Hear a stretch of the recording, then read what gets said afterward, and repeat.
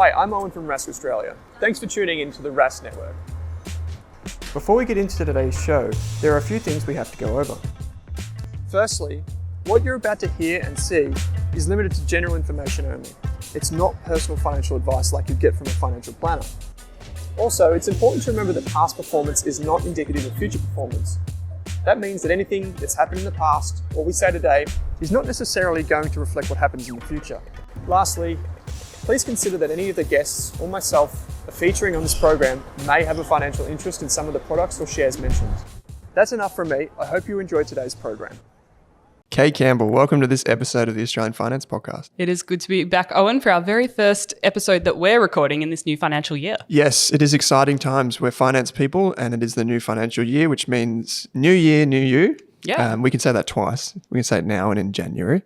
So today we're talking goals. It makes sense that we're at the start of the year. Let's talk financial goals. Yeah, I think it's great to chat about this twice a year in January and in July because it is a really good chance to reset your goals, really check in because we say we're going to have monthly check-ins with our financial goals during the year, but sometimes that doesn't really happen as planned. And also your goals change during the year. I think a lot of people's goals will have changed over the last 6 months. Maybe they've changed jobs, maybe they've taken on new hobbies, and suddenly what they hope to achieve in January doesn't look the same anymore. And that's okay. And I think this episode is about just taking that time to reflect on your goals that you set earlier in this year. Do you want to change them? Do you want to, maybe they're too big. Maybe you need to shrink them to something a bit more manageable. Maybe you want to change the direction of your finances over the next 6 months. So it's just a good chance for both of us and listeners to check in with their goals, reflect, and come up with a new or adjusted plan. Yeah, I think one thing that's really good about this time of year is for most people that are on PAYG, you get a big fat tax return. So this is a good chance to juice your emergency fund or to put that towards investing or towards, a holiday or something like that. So you can set these goals now. And then conversely, there's people like us, which are going to have to pay a lot of tax. And it's a good chance to get like a rude shock to be like, hey, I need to pay this tax back. I don't want this next year. How am I going to plan for this? Yeah. So great time of year to reset goals and to do a bit of a detox if that's what you need to do. And also, Kate, we should acknowledge how hard it's been over the last little while. We've had really low unemployment in Australia, which is good because it meant that people had jobs and could get pay rises. They could bargain for pay rises. But it's also meant that inflation has been quite high. So the cost of living has gone up, which means that some budgets, whether you're saving 5% of your wage or 10%, might now be a lot smaller just because things are more expensive. Fuel's more expensive. I spent $2.35 on the cheapest fuel the other day. Yeah, I remember you were very excited telling me about that. Yeah, it's scary, right? Yeah. Like that expense for families. I'm thinking like people that might have like a trade background or have to drive for work. It's all of a sudden really expensive. And groceries, if you live off iceberg lettuce, that's crimped your savings capacity, which then hurts your goals. So.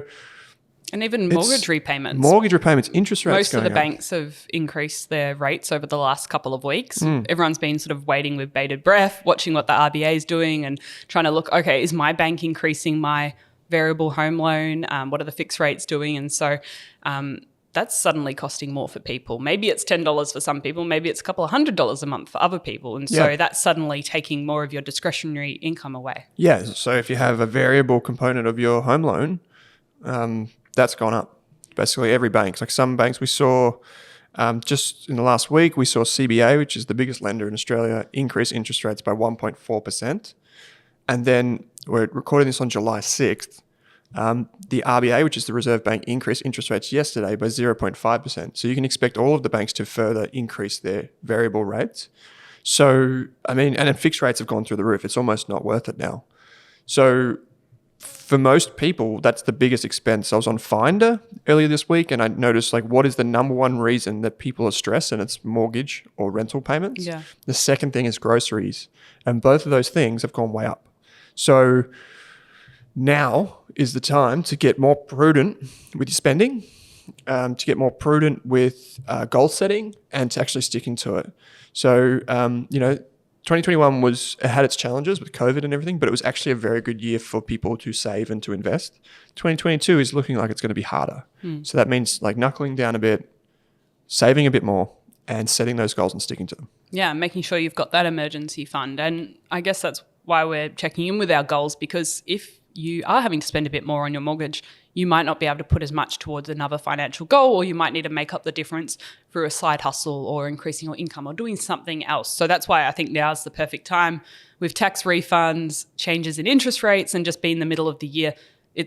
There's no better time to check in with your goals. Yeah, that's it. So let's talk about it. Let's talk about how we set goals. Let's talk about how we how we reflect on goals. I know you're a massive goal setter, Kate. So this is going to be a bit of fun, and I'm going to poke and prod as we go through and hear what you have to say on this. Yeah. Well, I think the first thing to come back to is why you're doing this and working out what you want to achieve. And sometimes your financial goals are very intermixed with your life goals. You might want to move to another state. So that's life goal, but it's also very much intertwined with your finances because you're going to need the money for the move and all of those costs. So working out what you really want to do over the next 6 months, firstly, and then before you get to the next couple of years, next 5 to 10 years, because that's a bit harder to plan for, and working out, well, what are your overall life goals and where do your finances need to be to help you achieve those goals? So I think that would probably be the first starting point. That's kind of how I look at it now,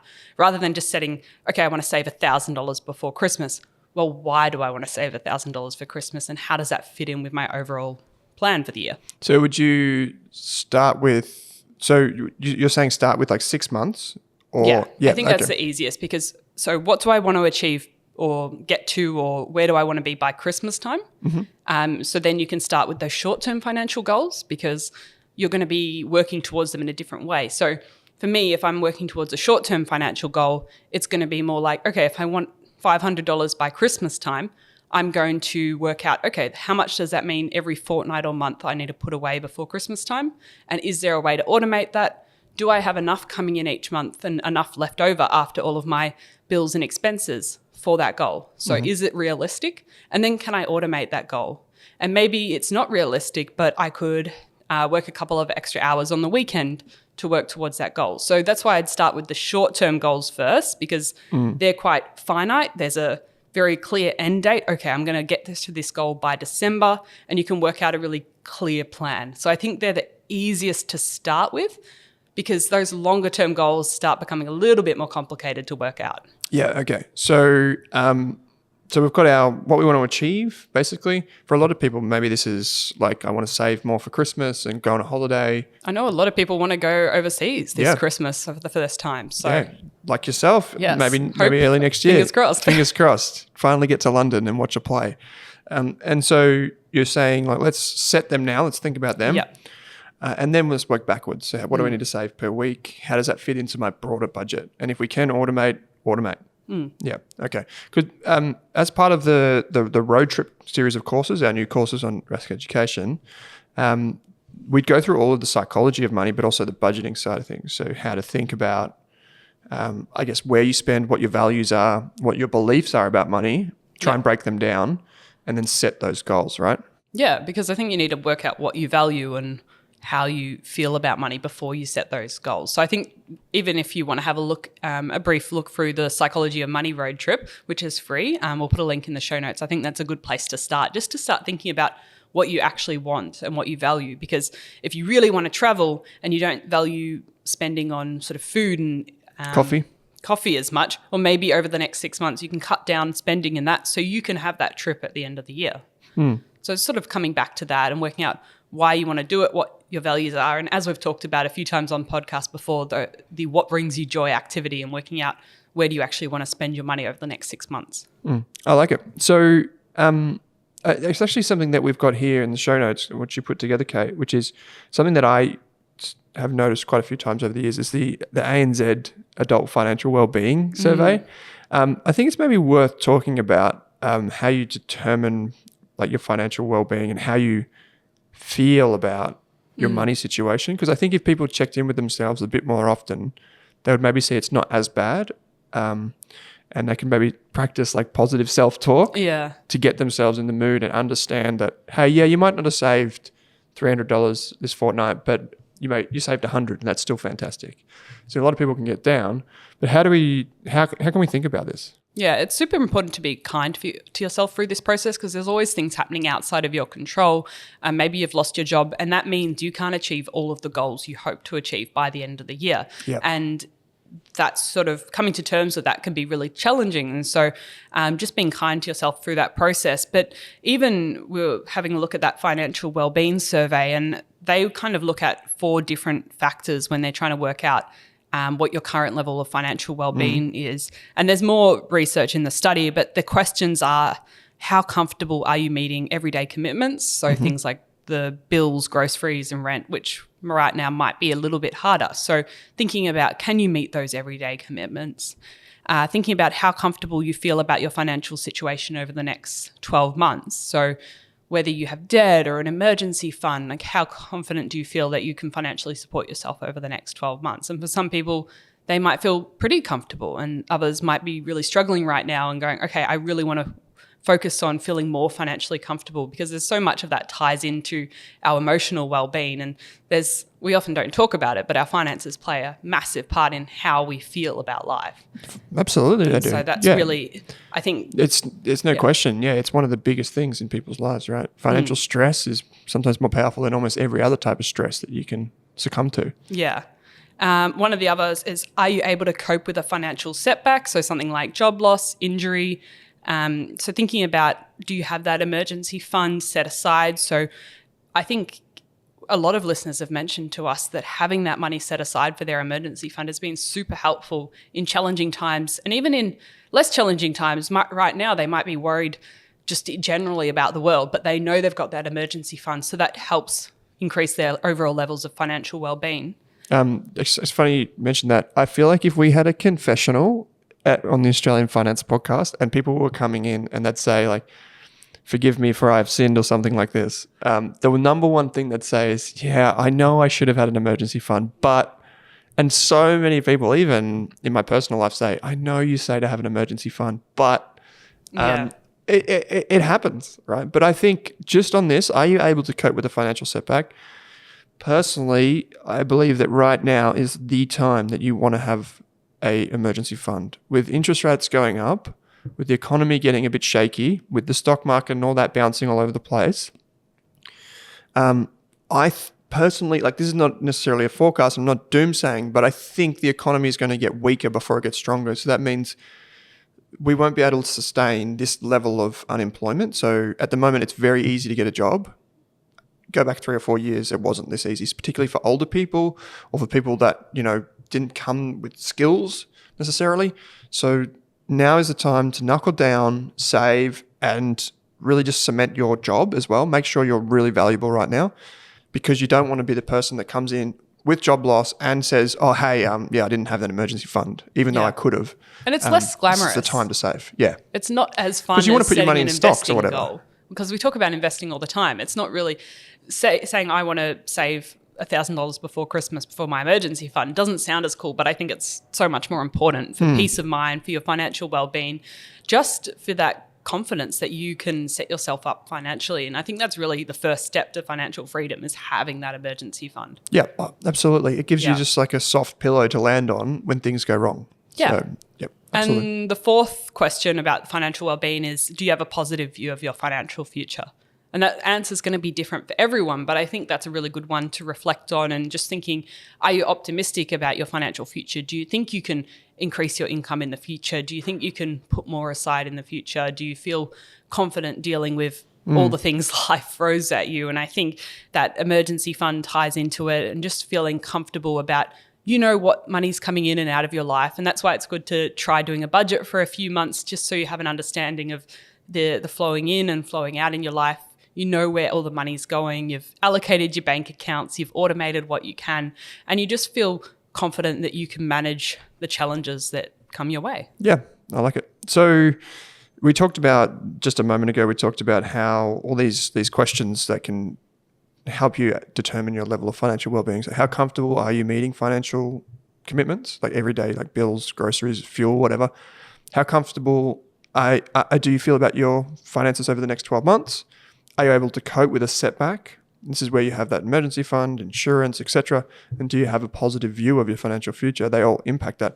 But the way that they can the way that you can build upon them and improve them, we've talked about it heaps, is financial literacy. So just listening to this podcast is a great first step. It's about talking to other people and understanding like how do you manage your finances, and just being a bit open. And then even things like taking care of yourself, being healthy in the mind and physical. These all things help make you more confident with money. And I guess the thing that most people will be concerned about over the next little while is employment. And am I getting enough from my current employer? Should I change jobs now? I'm thinking of going on a holiday and getting rid of my job. All of these things, these will impact how you feel about money. So keep that in mind. How about Kate, 6 months ago, 12 months ago, things seemed pretty good. We could save and invest. The stock market was going up. We're getting wealthy. Our interest rates were low. Now all of a sudden, all those things seem to be working against us. If we've got financial goals, which we thought, I'm not going to achieve them now. Yeah. At the time, we thought they were great. How do we change direction with goals, and how can we think about that? Yeah. So you might have set yourself a big goal at the start of the year, a savings goal, and suddenly it's not looking so realistic that you're going to reach that. And I think that's the first bit, that you acknowledge that, okay, maybe the goal I set at the start of the year, I was going to achieve it at the start of the year, but maybe things have changed now. Maybe I'm having to pay more in mortgage repayments each month. And so it's going to be very hard to hit that goal now. And so I think the first thing is checking in with your goals now, acknowledging that and going, okay, so do I still want to achieve that goal? It's still in my plan, but is there a way I can shrink it slightly? Maybe I might only save a couple of thousand instead of 5,000. Whatever your goal is, you still want to reach that goal, but you might adjust it, or you might change the end date. So instead of reaching it by December, you might say, I want to reach it by March next year. Yep. Your other option is maybe you take on some extra work. If you really want to go on that holiday in January and you know you need $5,000, then is there any way between now and December you can take on some extra work on the weekends, just with the specific aim of hitting that goal? It's not a forever side hustle or forever maybe working at a cafe on Saturdays, because every cafe seems to need extra staff at the moment.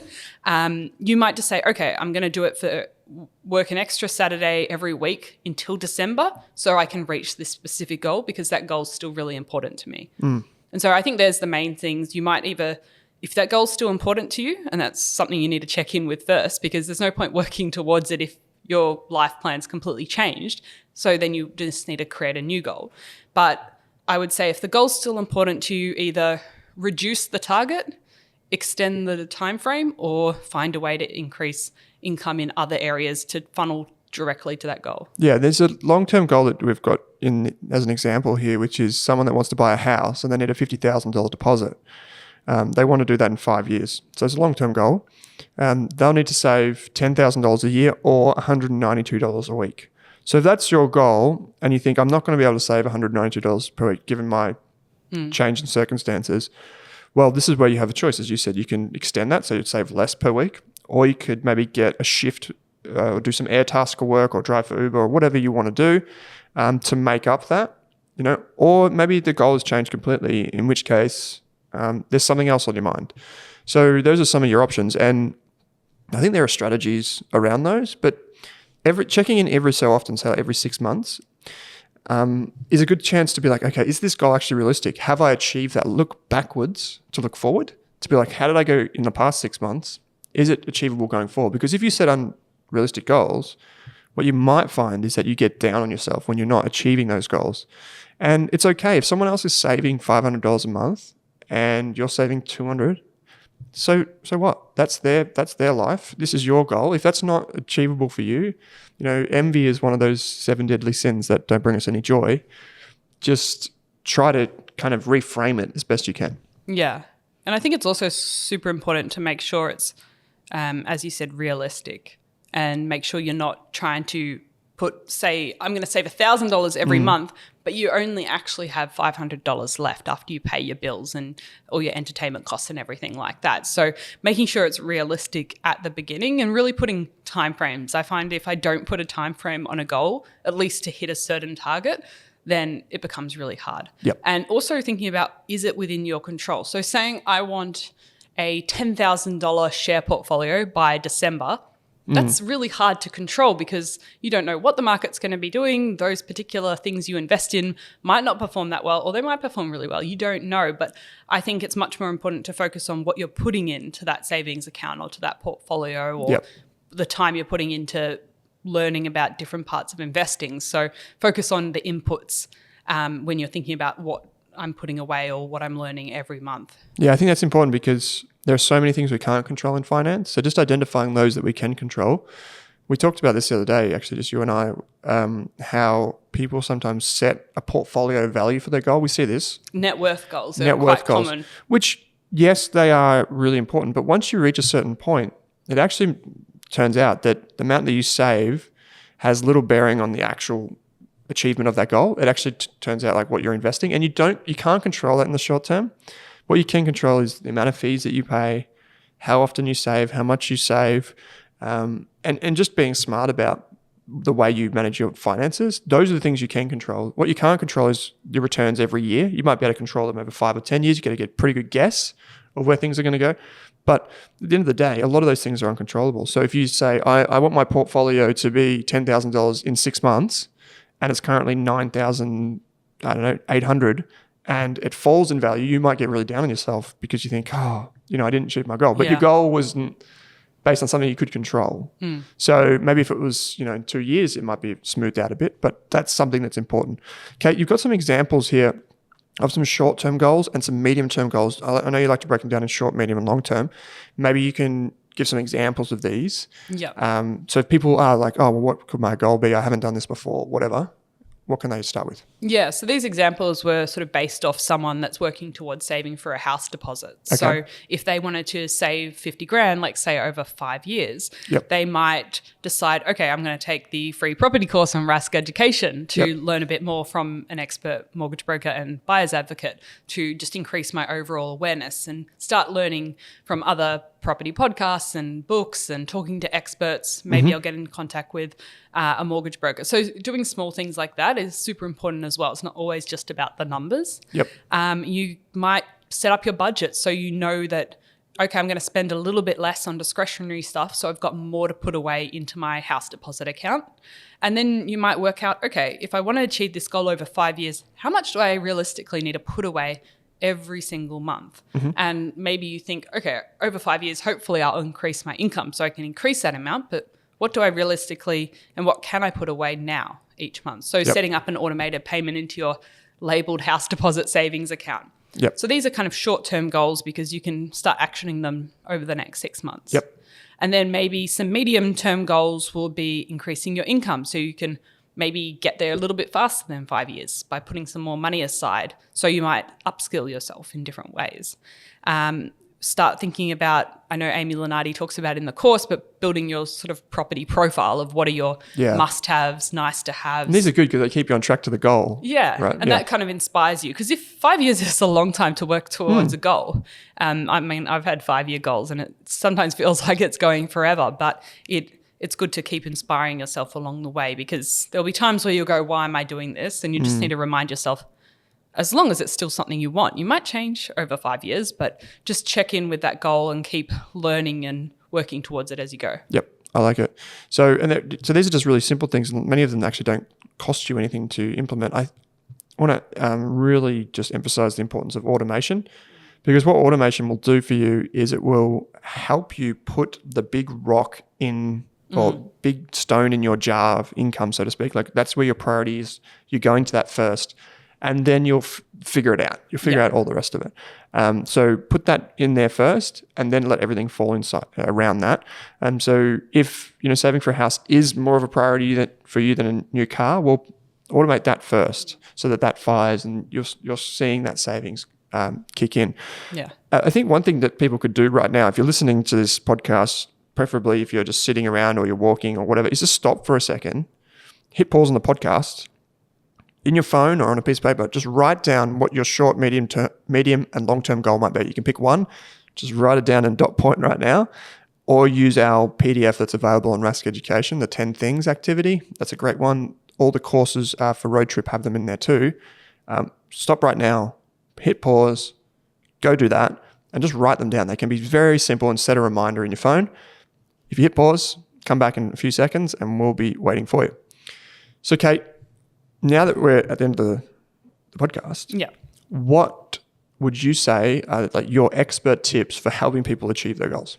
Yeah, I think for me it is actually setting goals and taking a couple of hours, maybe twice a year, to really sit down and reflect on what I've achieved so far. And we've been trying to do that a little bit more with various things. Is actually, if you have achieved your goal or at least got really close to it, just stop and acknowledge that moment, because it's very easy with our finances to keep going, okay, I hit $10,000. Okay, my goal's now $20,000. Then it's $30,000. And the goalpost keeps moving. And it can just keep moving forever. I've talked to many people in their retirement and their goalposts just kept moving their entire life.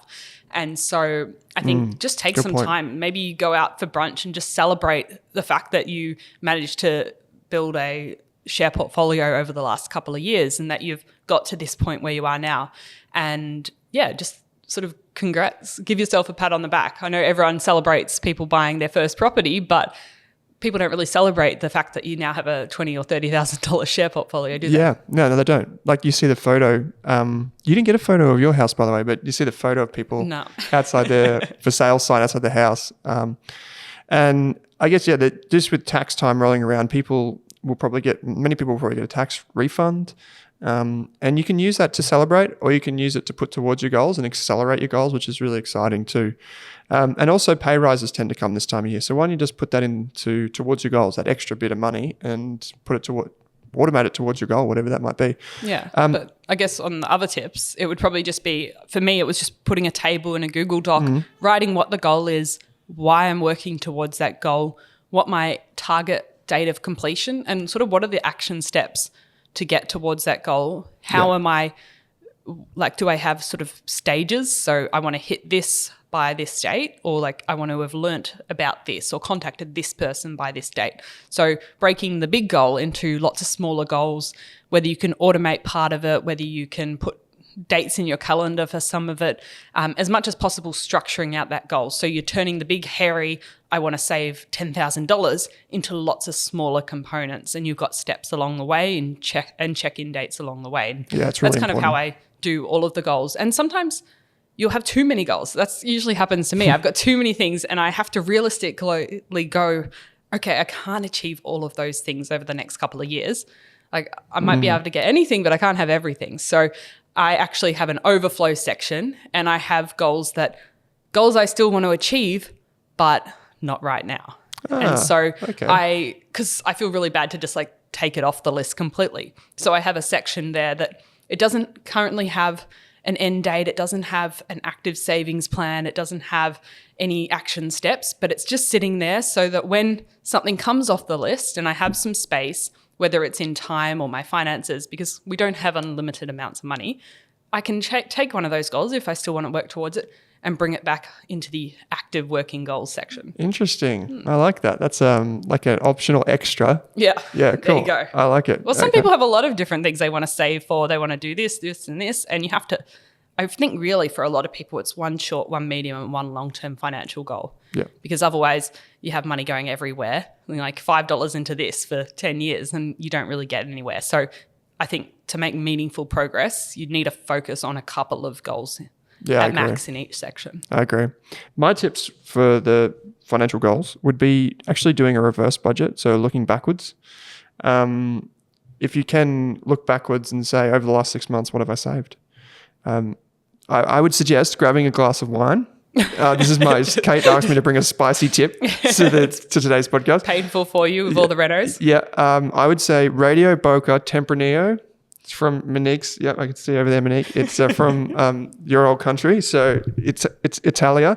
It's a lovely drop, and you can have a glass of wine while you look at your bank statements and count up what you've actually spent money on, and from that you can then determine, okay, well, where did I spend money? Did I get close to my goals? This is often a time when it's pretty hard, like you don't achieve some of your goals for a lot of people. Like if you have a family or you're contracting and you all of a sudden missed some sort of job or something, and just try and embrace the fact that you're trying to detox your finances and reset this time of year.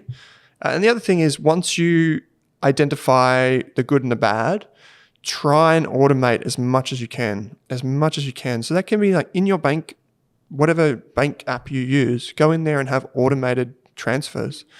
Or, if it's investing, have automated investing features with your broker.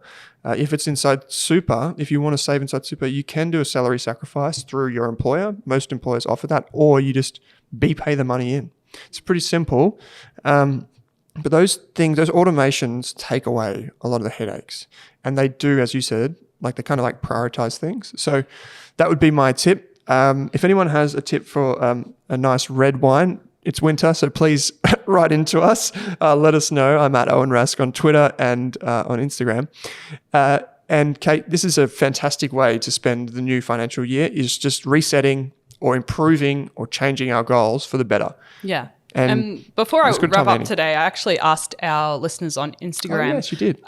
What their financial goals were for the new year. And I thought I'd just share a couple because it's cool to see what other people are working towards. And one of the goals was to pay off their car loan, save first milestone on their emergency fund. So it sounds like they've actually split it up into a couple of stages. And then the house deposit. So that's lots of goals going on there. It sounds like we've got a short, medium and a long term. Yep. Another was voluntary payments into Super during parental leave. 52K in 52 weeks. Couple of setbacks, but on track now. What does that mean? Like savings towards... Saving $52,000 in 52 weeks. Wow, that would be impressive. Yeah. Awesome. I don't know if I've done that before. No. It sounds like a fun challenge though. You have to have a pretty good income, or you'd have to be in a couple or a relationship. Or a side hustle. Maybe. You got a wicked side hustle. Yeah, I like it. I definitely want to follow. I've told a few people to let us know how they go by the end of the year because I love hearing about how other people are working towards their goals. $100,000 in savings. And then put a higher ratio of income after that into investments. And another one was cash flow everything, including a car upgrade, reducing useless spending, and growing equity for an investment property. Okay, cool. So there was quite a few goals coming in. A lot of car related, house related. There was one for Super. Yeah, okay. Yeah. And I think that's, if you can, now's a good time to even, because people are talking about taxes, thinking about that. It's a good time to have that conversation with friends and family. Talking about financial goals, I think, is always a easy way in. Yep. Like talking about money hacks is an easy way to start that conversation without testing the waters if you've never talked to that person in your life about money before. So yeah, ask them what their financial goals are for the rest of the year. Okay, I like it. And by the way, my wine looks like it's on special, and it's from Spain, not Italy. Sorry, Monique. There you go, Radio Boca. We'll put it in the show notes. You can get it from Wine Cellars Direct for $13.99 a bottle. Wow. That's a really good tip. It will help you towards your goals. Don't buy too many of them. That would be bad. So just to wrap up here, it's worth reminding folks that in July, we're in July 2022, we have officially launched our road trip courses. There are 6 courses, all free, targeting the basics. Each course is designed so you can finish it in one sitting. So you don't have to sit there for hours and hours. There's short videos, like little spreadsheets that you can download and work on yourself. It's all totally free. So please enroll in this. We've had close to 16,000 students enroll in Rask courses now, which is just unbelievable. We should actually have a wine for that too, Kate. And, these are free. Share them with friends, share them with family. Yeah. You can get involved just by heading to Rask Education. Links will be in the show notes. There's one for budgeting. There's one for psychology. There's one for, I think we got one on tax. Tax, Super, Investing 101. Please go there.